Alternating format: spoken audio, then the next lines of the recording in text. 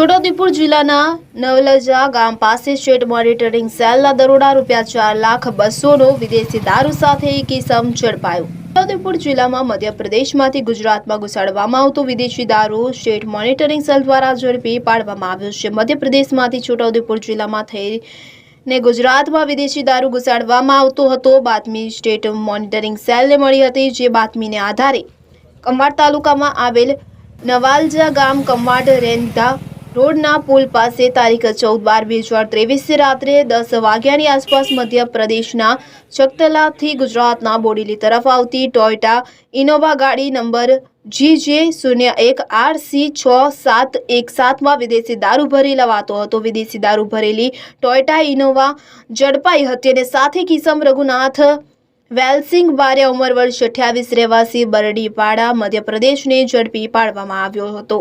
છોટાઉદેપુર જિલ્લામાં મધ્યપ્રદેશ તરફથી ગુજરાતમાં આવતો વિદેશી દારૂ અંગે ઘણા બધા કેસો બનતા હોય છે। તેવી જ એક ઘટના ગત રોજ એટલે કે તારીખ 14/12/2023ના રોજ બની હતી। કમાડ તાલુકાના કમાડ રેંધા રોડ પુલ પાસે નવાલજા ગામે સ્ટેટ મોનિટરિંગ સેલ દ્વારા છાપો મારતા ફિલ્મી ઢબે ઉપરોક્ત ટોયોટા ઇનોવા ગાડીનો પીછો કરતા ઝડપી પાડી હતી। ગાડીમાં લઈ જવાતો જુદી જુદી બ્રાન્ડનો બોટલ નંબર 4002 અને ઉપરોક્ત ઇસમને ઝડપી પાડવામાં આવ્યો હતો અને વિદેશી દારૂની કિંમત ₹4,200,000 તથા ઇનોવા કારની કિંમત ₹10 લાખ તેમજ મોબાઈલ નંબર 2 સહિત કુલ મુદ્દામાલ ₹14,25,700નો કબજે કરવામાં આવ્યો અને આ ગુનામાં 3 આરોપી કે જેમાં પરેશ ચકો ચૌહાણ રહેવાસી કારેલીબાગ વડોદરા, હાતમભાઈ રહેવાસી છોટાઉદેપુર અને ડીકે રહેવાસી વડોદરા અન્ય 2ને પકડવા ચક્રો ગતિમાન કર્યા હતા।